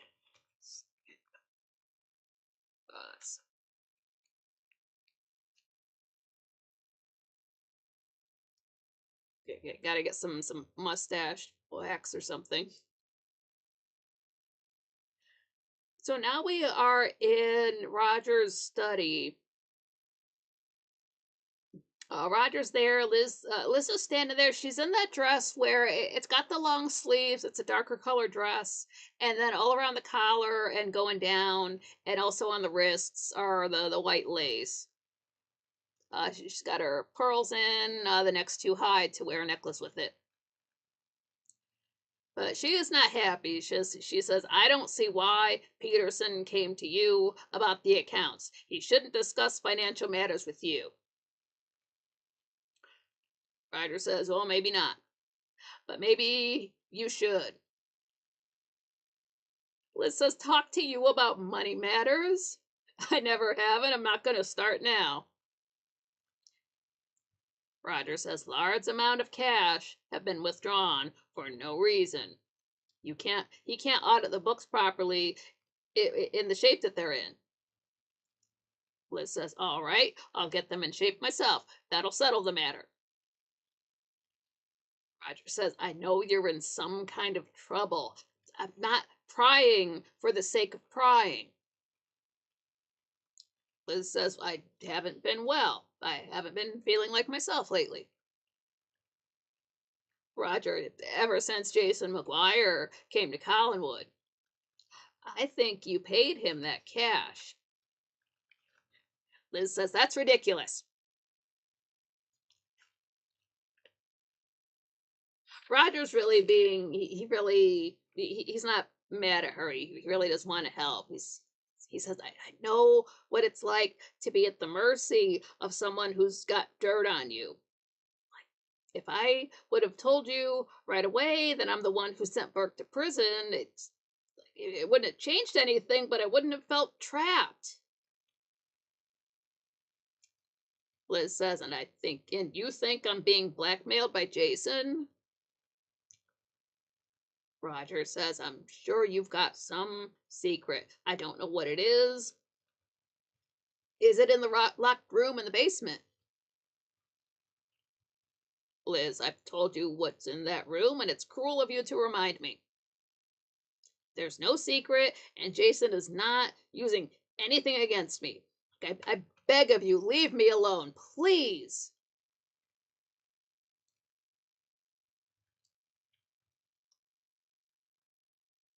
Like, not only does she have to deal with Jason all the time, but then she has to deal with everybody asking her about Jason all the time. So I'm sure it's the only topic that ever comes up, and she's over it.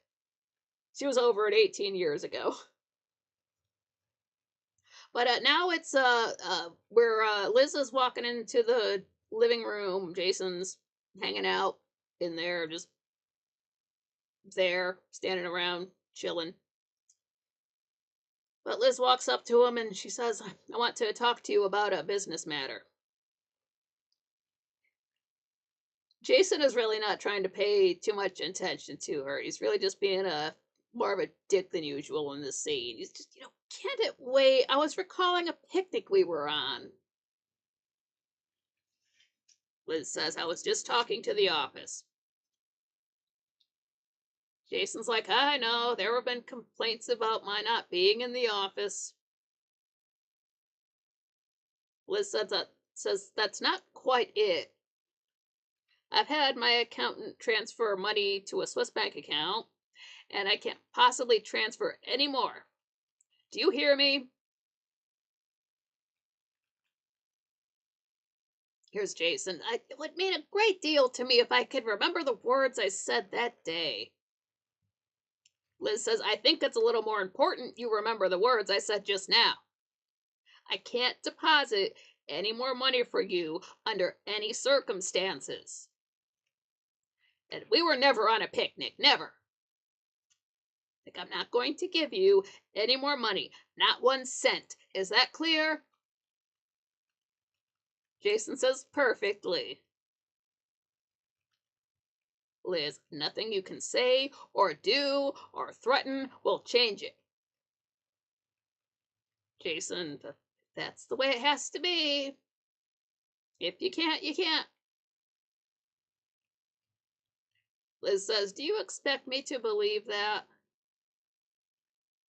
Jason says, I'm a very reasonable man and extremely agreeable. Liz, you're up to something. What is it? Jason, nothing, my darling. Liz, you're not reasonable, you're not agreeable, and I am not your darling. I don't know what all this means, and I don't care. There'll be no more money.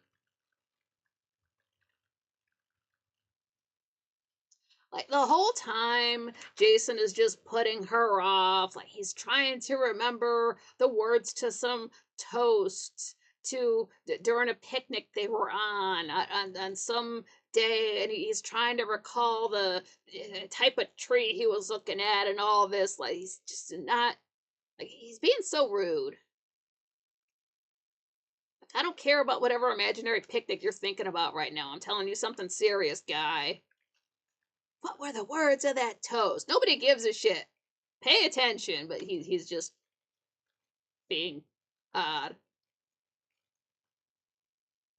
But later on, we're in Roger's study, and Liz is she's got the books, the ledgers probably, and sets them down. Oh, what's up, B chap? Glad you made it. Greetings all from cold and shivering. Oh, I wish it was cold and shivering here. Dude, it is so humid. I had to put on my short sleeve shirt. Ugh. And then my ceiling almost collapsed. Watch the update video I did just before this if you want to see that. But Roger's already there. Liz is telling him that she says I've talked to Peterson and the accounts are all straightened out. I'm sorry I was angry with you before. Roger says it's all right. I shouldn't have said some of the things I said to you, but I had to. Liz says, let's not start that again. I know it was because of your concern for me. Roger says, Liz, can't you tell me? Liz, no. If you care for me, please, no more questions.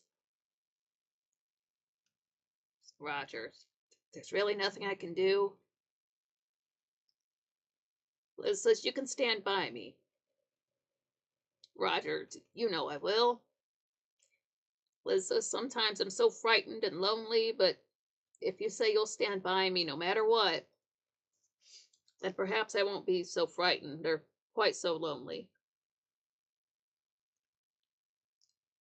So now we're in Dr. Woodard's office. It's nighttime, and this place is tore the fuck up. I like the coat stands knocked over, stuff's just messed about on the desk, the lamps taken apart. Just if there's anything in this room that can be put askew is even the pictures on the wall are tilted to the side. Like the whole room is just completely fucked, like a tornado blew through there. And like even the window, it's like there were bars on it or something. Those are all bent to shit. This place, it's got walls and a floor and a ceiling, and that's the only thing that's orderly about it. Everything else is just totally fucked.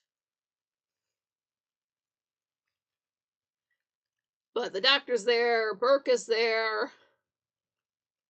Burke's like, who could have done it? Dr. Woodard's like, I don't know. I was out making house calls. I came back and it was like this. I was expecting Hoffman to be by. Burke's like, points it out. He says, I hope we didn't need this microscope to look at those slides. Dr. Woodard says there are no slides. They're gone. And the sample of Maggie's blood. I don't have anything left to work with. Burke says, and that's all that was taken. Dr. Woodard says, yes. You realize what this means? It means Maggie was taken by the same person who did this. Whoever it was a madman. And look at those bars. They're twisted up like pipe cleaners. Whoever did this has supernatural strength. But I think it's about time we describe this case in the terms it deserves. It's terrifying and impossible. And we see Dr. Woodard's tore up office for the credits. Dude.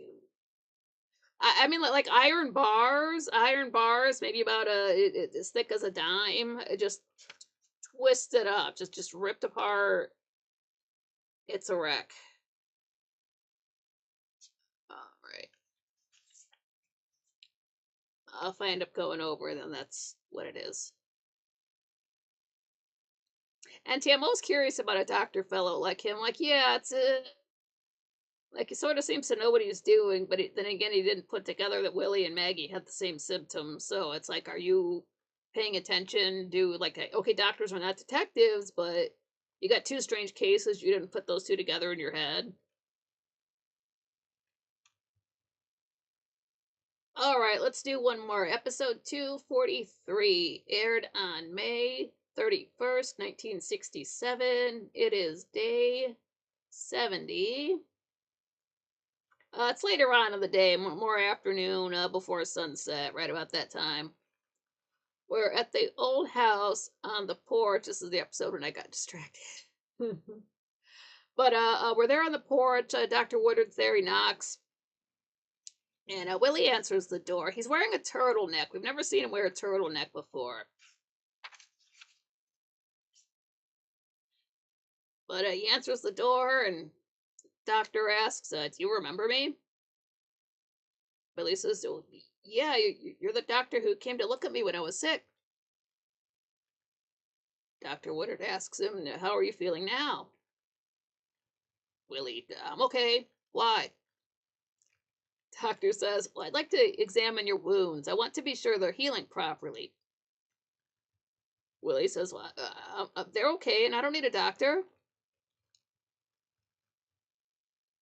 Doctor says, "Well, I'd like to make sure myself. Let me examine them. It will only take a minute, and I'd like to get a sample of your blood." Willie says, "My blood?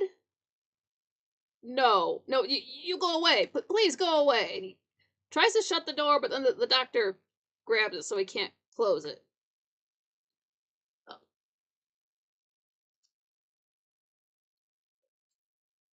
he's really pushy about making his house calls, damn.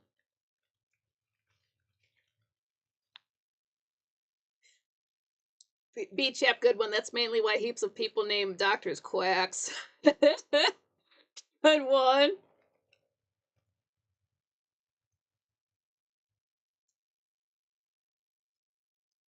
So Willie's still trying to push the door closed. He's like, "Please, you go away. I didn't call you. I don't need a doctor." Dr. Woodard just pushes the door in, just barges on in. He says, "I've already been consulted. All I want to do is re examine your wounds and make sure they're healing properly." And he's got his doctor bag there. He sets it down on the table, starts looking through it. Willie says, "I'm fine, honest." Here's the doctor. Here's a good doctor line. "You may not be as well as you think you are." Willie says, "Why do you say that?" Dr. Woodard says, "Because I have another patient with symptoms similar to yours, and it turns out she's suffering from a strange blood disorder." Willie asks him, "Who are you talking about?" Doctor says, "Maggie Evans."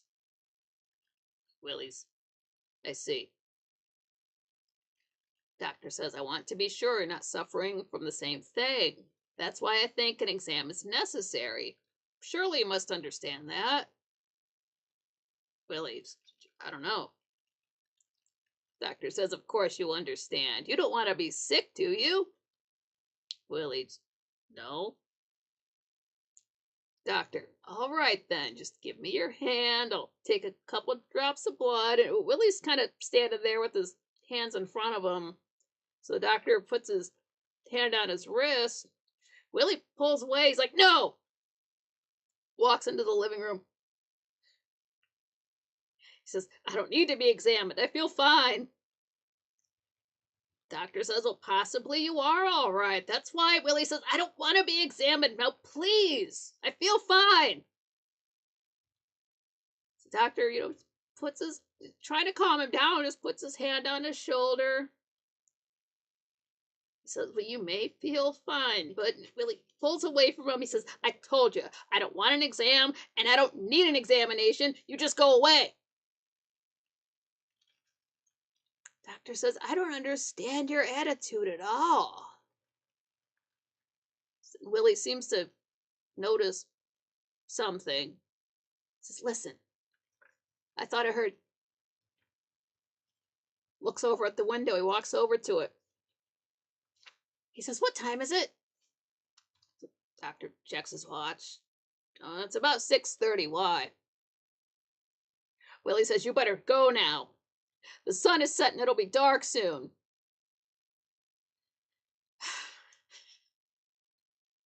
This is the time when you really have to watch the show. Go to this episode, because what we see is, we see a shot. It looks like the sun is going to be going down behind the clouds, but what they've sort of superimposed over it, it's supposed to be as if we're looking through the window to see what Willie sees, and it's those bay windows. So like you got these two thicker parts, and then you've got the parts in between the windows that hold the windows together.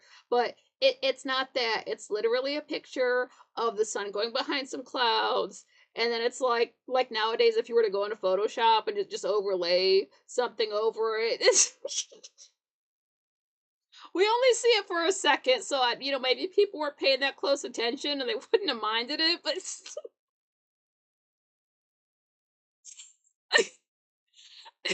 serious scene, and they do something silly like that. But that's the shot we see. It's from Willie's perspective, a very fake windows drawn over a real sunset.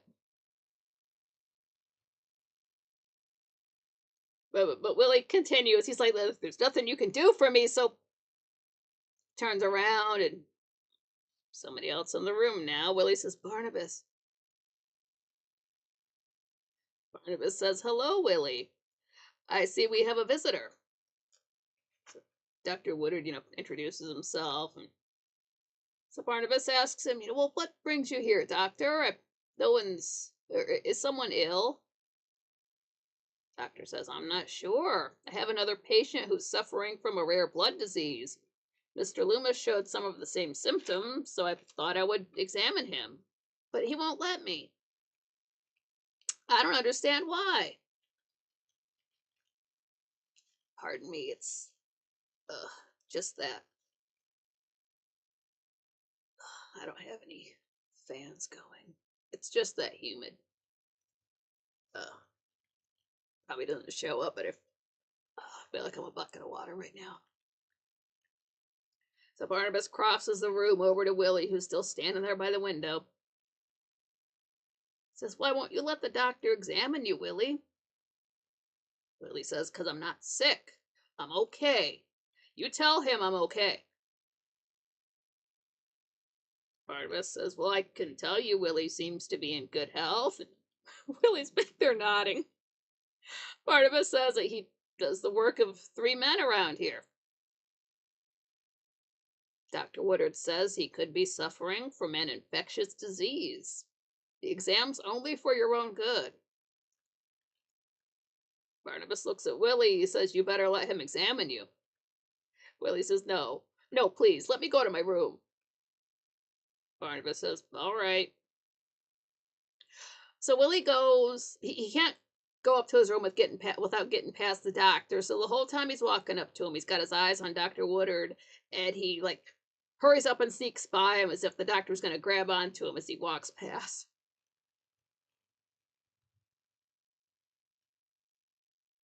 And he says, "Well, I know a fraud when I hear one.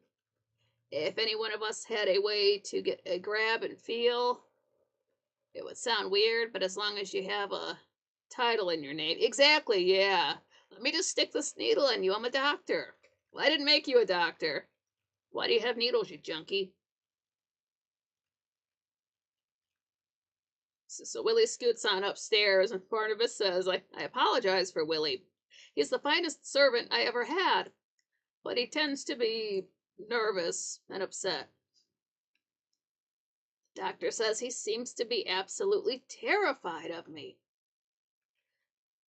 Barnabas, "Well, perhaps he's terrified of all doctors. There are people like that, you know.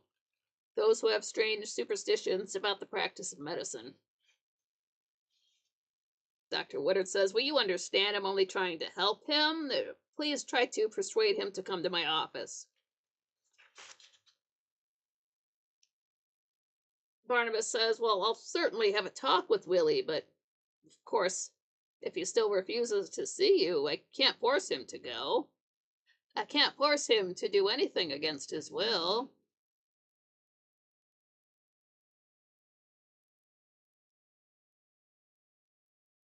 So now we're in the living room, but it's shot in such a way that we can see the front door to Collinwood. And Liz is sitting there. She's in that dress that I like. It's dark colored, but then it's got the collar. It's a shiny white fabric that's folded over. Pearl. She's got the brooch where it's the teeny tiny pearls, and she's just sitting there on the sofa reading a book. Auntie, I chose the wrong job, right? Yeah, I should have gotten into advertising myself. Here, you need this. What is it? Buy it. It's on sale. What's it do? Get it now before the sale ends. Red and yellow. Well, we see Jason walk in. He's got something in his hand. He walks up to Liz and he just sort of sticks it in front of her. So Liz, takes it out of his hand. She says, Violets? Why are you giving me these? Jason says, You used to say violets were your favorite flower. I saw them and thought of you, so I bought them for you. Liz, why? Jason, to prove I have a good memory. I remember a lot about you from the old days. Liz, do you?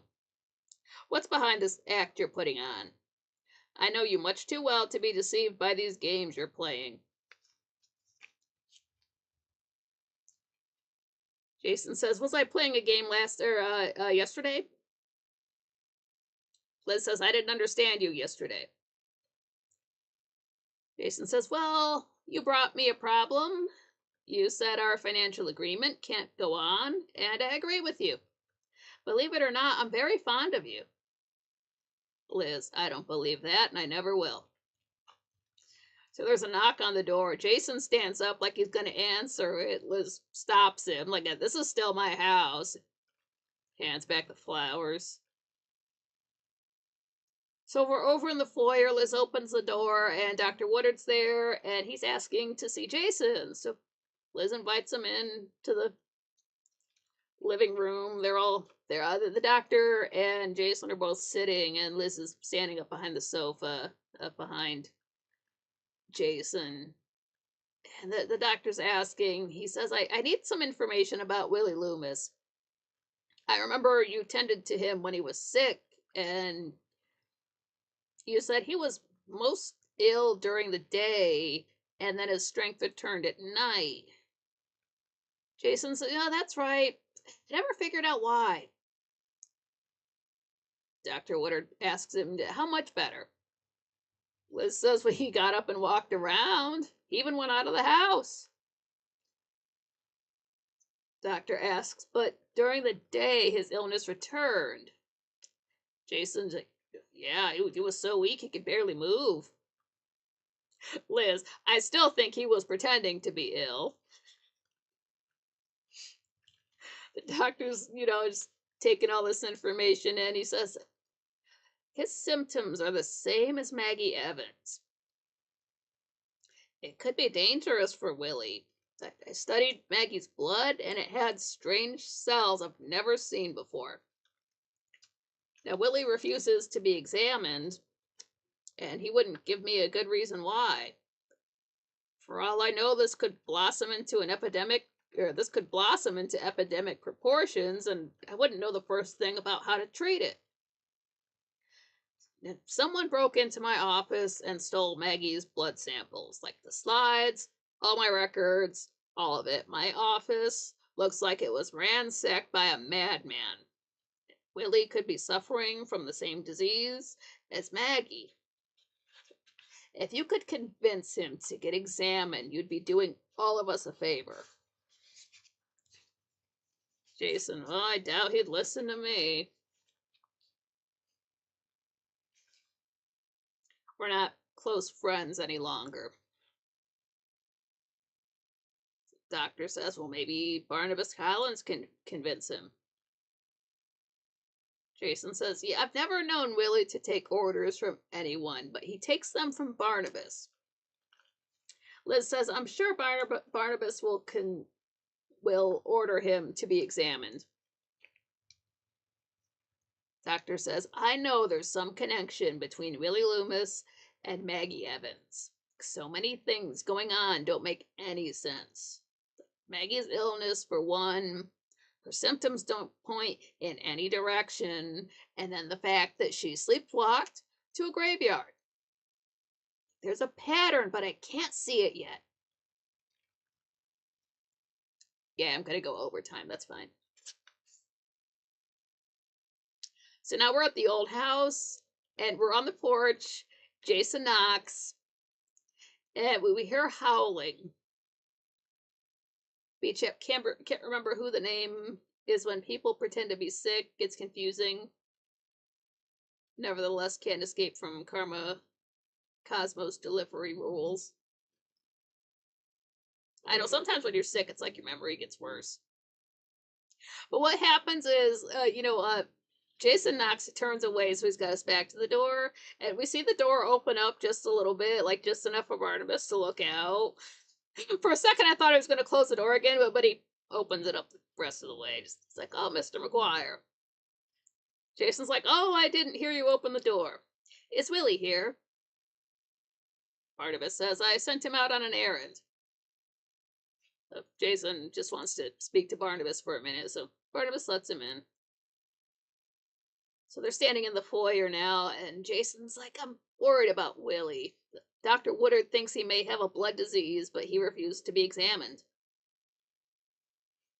Barnabas, I promised the doctor I'd talk with Willie, and I will. I can't order him to go, but I can suggest it. Jason says, it's funny about you and Willie. Barnabas, what is? Jason, I've never known Willie to take orders from anyone in his life. Yet he seems to take them from you. Barnabas says, he's been a very faithful servant to me, the best I've ever had. Jason, remind me, how was it you two met? Barnabas, on the road. My car broke down, and he helped me fix it. They go into the drawing room. Barnabas crosses the room and closes that door that goes to the kitchen, the one that we usually see Maggie walk out of when she's not coming down the stairs. But Barnabas continues. He says, he told me he was looking for a job, and I had one for him. Why? Jason, it's a strange coincidence. Willie going to work for the man whose ancestors fascinated him. Barnabas, Willie was fascinated by my ancestors? Jason, well, didn't he tell you? Barnabas, no, he never mentioned it. Jason, he knew all about them. He even read a book about them, which struck me as odd because I've never known him to read a book in his whole life. He was especially fascinated by the ancestor you resemble so much. Barnabas, was he?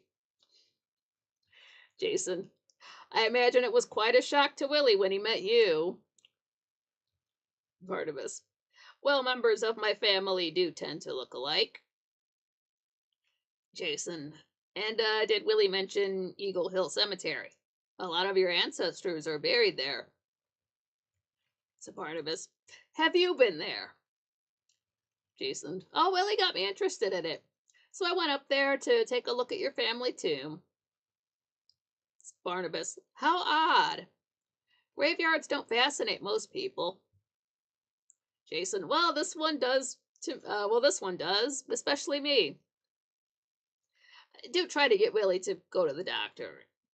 Good night. So he takes off through the door. Barnabas watches him go. I want to make sure this guy gets the hell off of my property. We hear the howling again. Yeah, so I guess Jason's not dead. Okay, I did not know I gave a name to this. That window that everybody opens up in the living room at Collinwood when they're stressed out.